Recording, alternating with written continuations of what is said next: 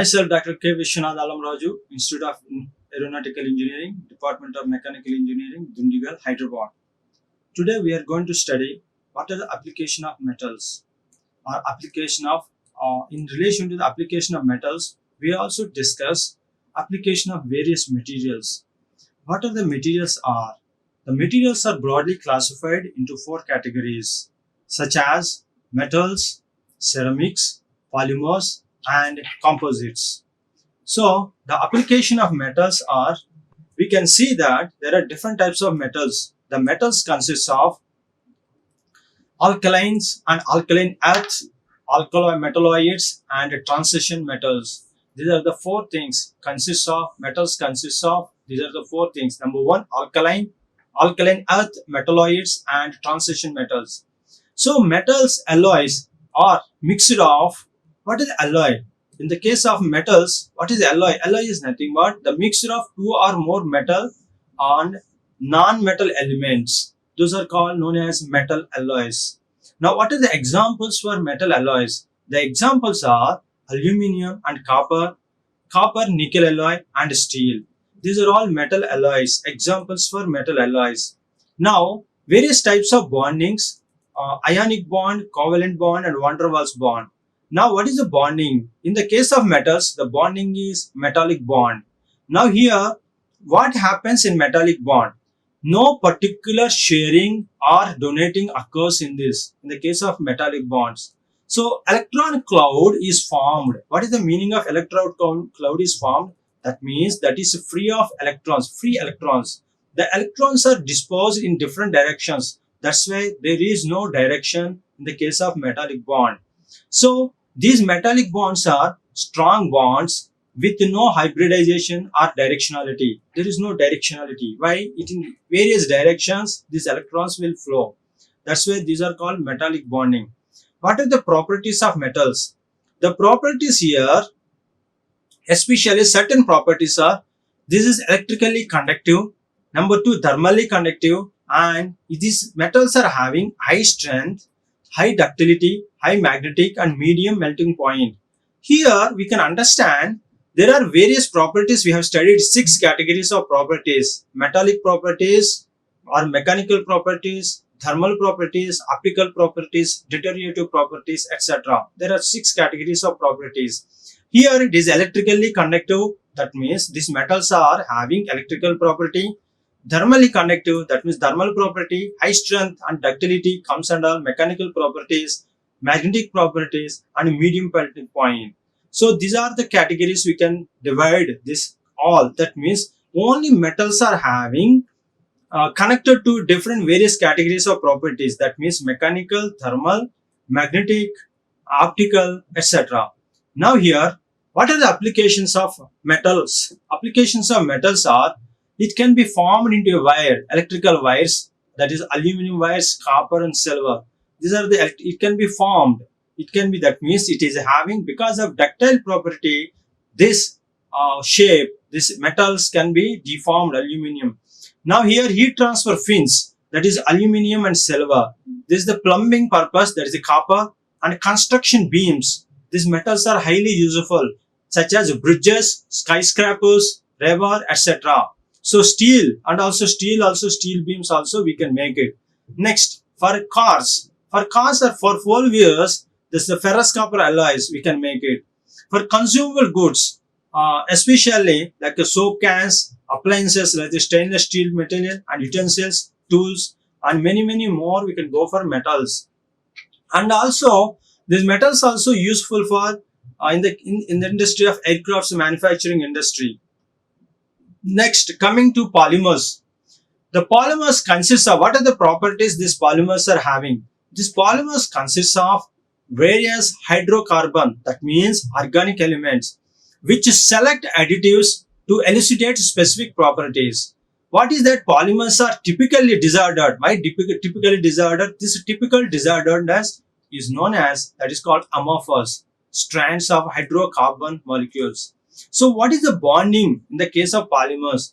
The bonding in the case of polymers is covalent and van der Waals forces. Covalent bond and van der Waals forces are there. And what are the properties of these polymers? These polymers are highly ductile. How it will be highly ductile? Because it can be stretched up to 1000% of original length. So even metals it doesn't have. Only polymers are having specifically this property than metals.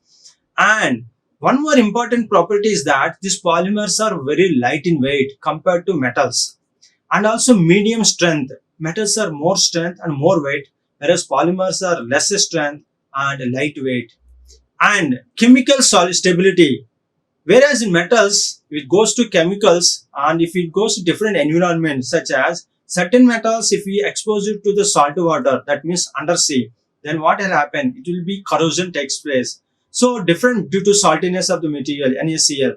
So whereas these polymers having more corrosion resistance. So inert to corrosive environment, that means chemical stability. It is not chemical instability. Whereas metals are having chemical instability or instability, and it is very low melting point. The metals are having medium melting point, whereas polymers are low melting point. Now, what are the applications for polymers? The polymers applications we can see in day-to-day life, like water cans or water bottles, oil cans, and so many the electronic gadgets, mechanical gadgets. So these are the different examples, and such some examples I have shown here: car tires, Ziploc bags, food storage containers, Kevlar, plumbing, consumer goods, that's got calculator casings, TV consoles, shoe soles, our mobiles, iPhones cases, etc. These are all made of polymers. Okay, there are many more applications are there. The polymers. So why polymers are highly useful? Because lightweight, and what is required strength? The sufficient strength is required. How much strength is required? We can customize it also, and also it is also highly inert to corrosive environment. That's why these polymers are highly useful in day-to-day life, and also cost is very low and lightweight. It is easily carryable.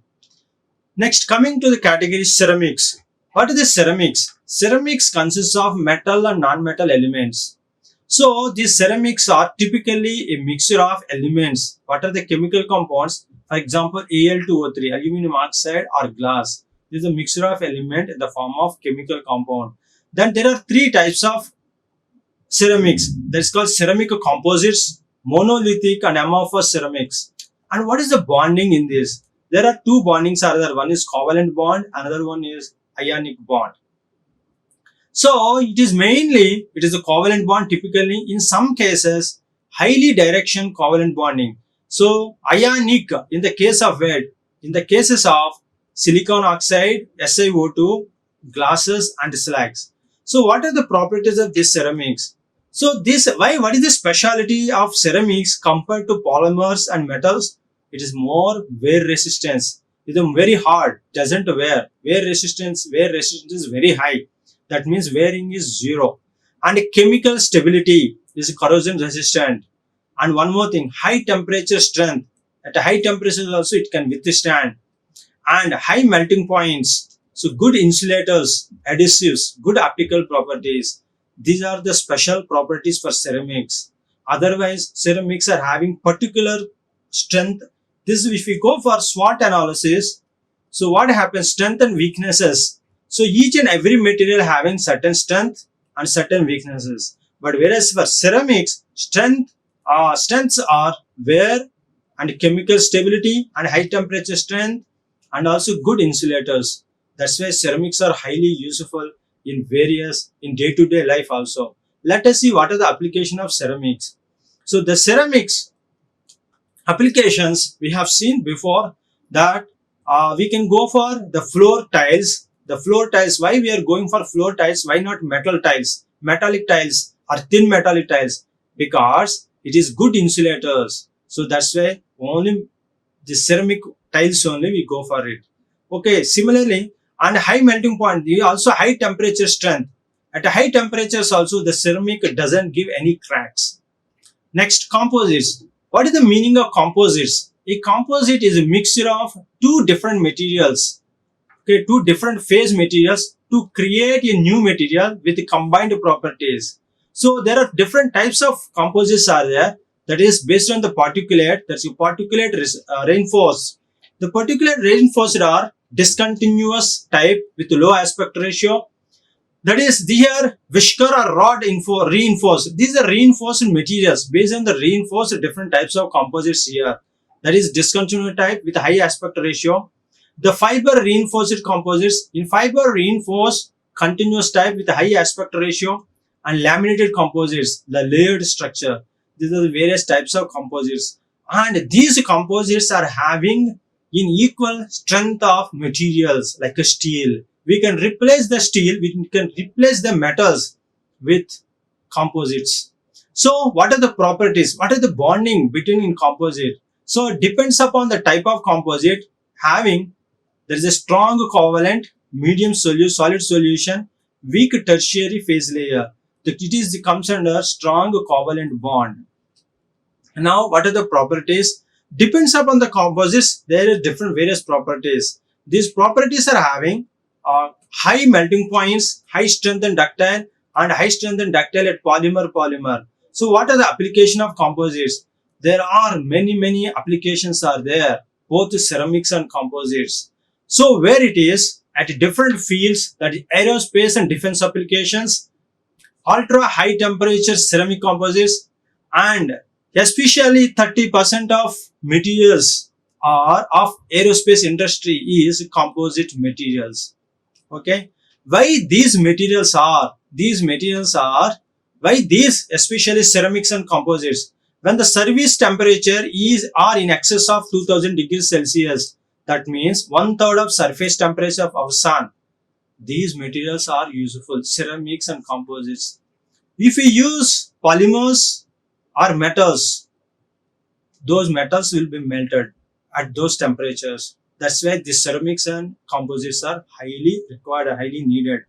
And materials have high melting points greater than 3000 degrees centigrade, especially these materials, and excellent strength retention at services temperatures at various environments, and also highly corrosive resistive these materials are, and that means at any environment it is inert to corrosion. That means relative chemical stability at service temperatures, and very lightweight. So these are the particular highly strength points for ceramics and composites. So various materials, as I mentioned you, in defense industry and also in aerospace industries, these ceramics and composites are highly useful. We can see in those figures. Okay, structural materials in hypersonic aircraft and re-entry vehicles. And why is the space shuttle shaped by way it is? So is there different things to reduce the amount of heat generated upon re-entry. That's why space shuttle is shaped such a way that.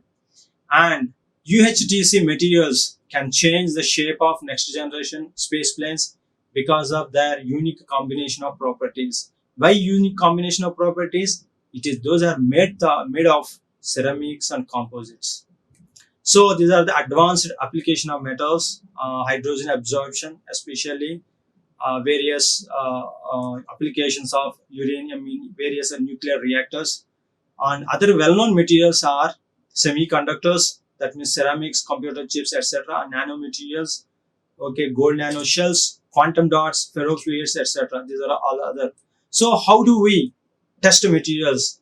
So there are various testings are there, tensile testings, bend tests, compressive tests, and fracture tests. The way we require, we go for different various testing materials. Thank you for today's session. Like, share and subscribe. Hit the bell icon for more updates.